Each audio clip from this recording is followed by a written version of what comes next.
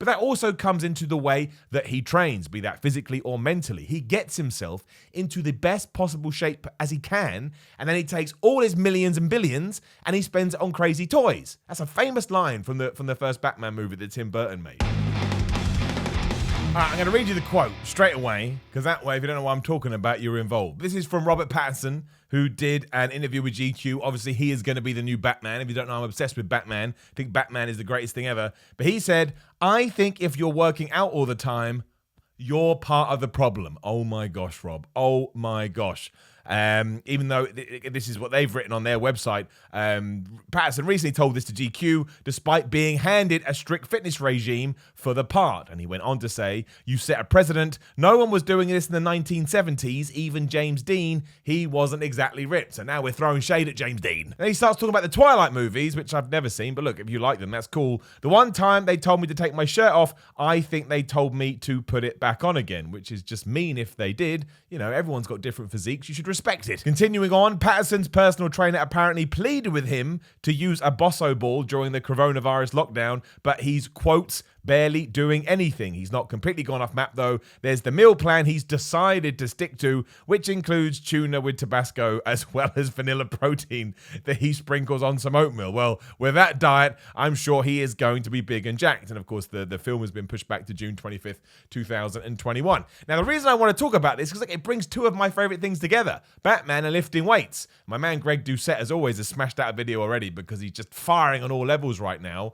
But when I read this, I was kind of torn because I think his point relates more to acting than it does anything else. I guess he thinks, you know, why should we put our bodies through all of this strain? I don't know. But I am looking at it purely from a Batman fan point of view and what I want to see from Batman, but also why there seems to be this issue with him working out. I don't think working out, because I take those quotes, and the way that I interpret them, and I may interpret them completely wrong, is that Mr. Pattinson doesn't think that working out is a good idea or that it doesn't send a good message out there. I don't know. But I think it does send a good message out there. I'll talk about the Batman stuff in a second.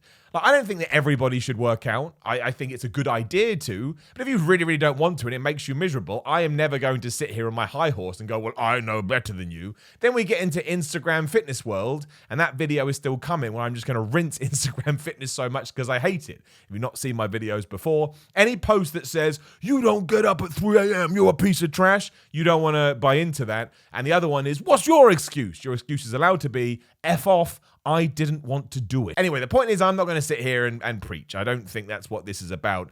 But I don't necessarily think that's the best message to send out there. I think you should promote health and fitness, but you should also give people the choice. It's like religion, politics, the education. There'll be different things or different ways that certain people interpret these things, and I don't necessarily think it's a good idea to not throw out all the stuff. But when it comes to Batman, though, now I'm never going to say that Robert Pattinson shouldn't be Batman, because we all did that with Heath Ledger and the Joker, and Heath Ledger turned around and said, my performance is so good, I won an Oscar after I died. That's how good he was. That was a horrible, tragic passing away. And it left so big in the memory, and some people will say, oh, well, he only got it because it was posthumous. I don't care. It's one of the greatest performances in any kind of Batman or superhero or movie in general in terms of what that character is. So I'm not going to pretend that Robert Pattinson can't come out and play a good Batman.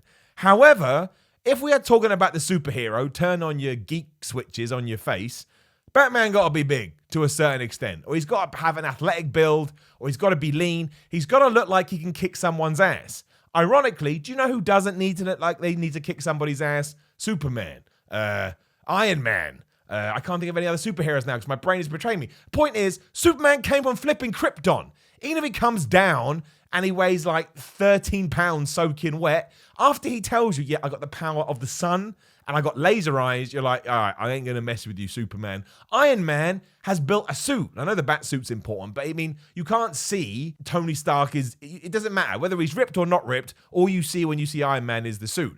The bat suit is skin tight to begin with, but also that is part of the mentality, and it's part of I can't even think of the right word, but it's what Batman is. Batman is a psychopath. Let's not pretend otherwise. Batman is a psychopath. And obviously Bruce Wayne is his alter ego, and Batman is his real personality that he's hiding from the world because he can't get over the death from his parents. So what does he do? He absolutely commits himself and becomes obsessive with trying to sort out crime because he believes deep down in his crazy brain that if he's able to do that, he'll somehow be able to vanquish his demons. Doesn't work. It's a terrible thing to try and do, but it makes for a damn good character. But that also comes into the way that he trains, be that physically or mentally. He gets himself into the best possible shape as he can, and then he takes all his millions and billions and he spends it on crazy toys. That's a famous line from the first Batman movie that Tim Burton made. And that's when it kind of, you get a disconnect from me. And I'm like, look, Robert Pattinson, if you don't want to work out, that's cool. But if you've read Year One, or you've read A Killing Joke, or you've read Dark Knight Returns, or you've read any of these amazing graphic novels, you would understand that that ties into who Bruce Wayne is. And you deciding not wanting to do that makes me think, why are you playing Batman? And then I laugh because I realize it doesn't matter. It's just a movie and I'll go watch it 10 times anyway because I have a problem.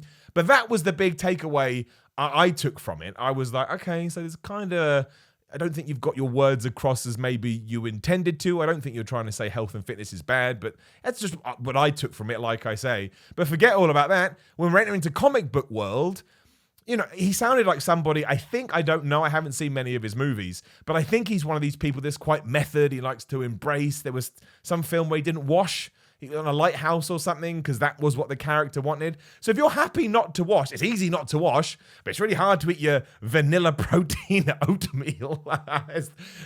Don't do that. Just have, I'm not even talking about it. You can have it if you want, eat whatever the hell. But that doesn't equate to me. It's like, how are you seeing Batman? And I know it's a young Batman, but the psyche of Batman is the same from when he's 18 to 82. In fact, when he gets older, it gets even worse. But I don't get it. I don't understand it. And I want more information. And I was like, look, I got a YouTube channel. I'm going to rant about it. I should have done it yesterday. My plan was to do it yesterday and I didn't. And now it looks like I'm just second fiddle. But I'll be second fiddle. It's better than being third fiddle. Although you've probably seen loads of videos like this already.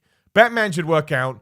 Robert Pattinson should work out. I don't care if he does it during lockdown. Couldn't give two hoots. But when lockdown is over, go to a gym. Also, why did they send him a Boso ball?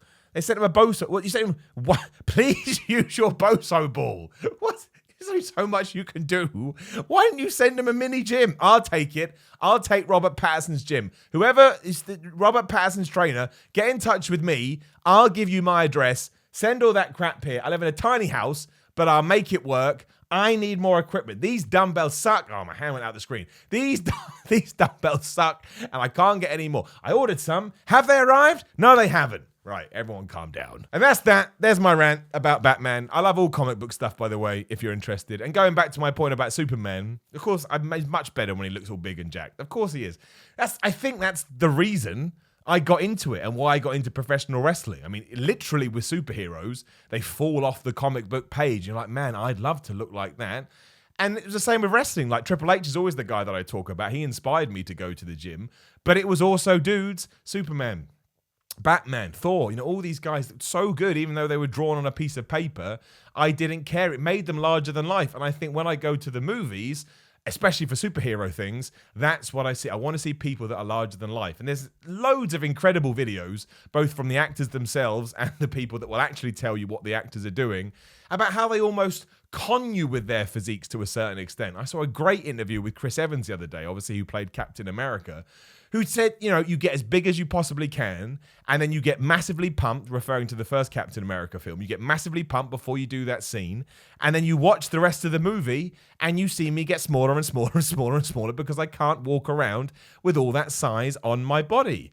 So it's movie magic, right? It's what they do. And I'm not talking about everything they did beforehand, like straight away, did they do steroids? Did they not do steroids? I have absolutely no idea. And I don't care, to be completely honest. That's up to them. It's no business of mine.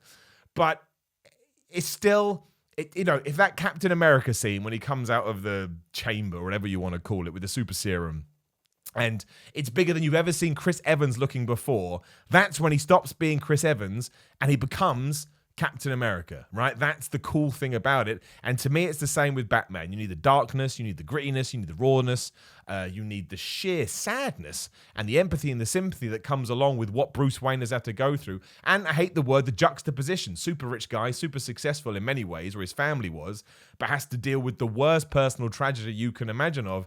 But I need to see that visually too. I need to see it on his face, and I need to see this hardened, ruined body too. And don't forget, that's what Christian Bale did for the Christopher Nolan movies. He was coming off that thing where he was stick thin, which I also can't remember the name of.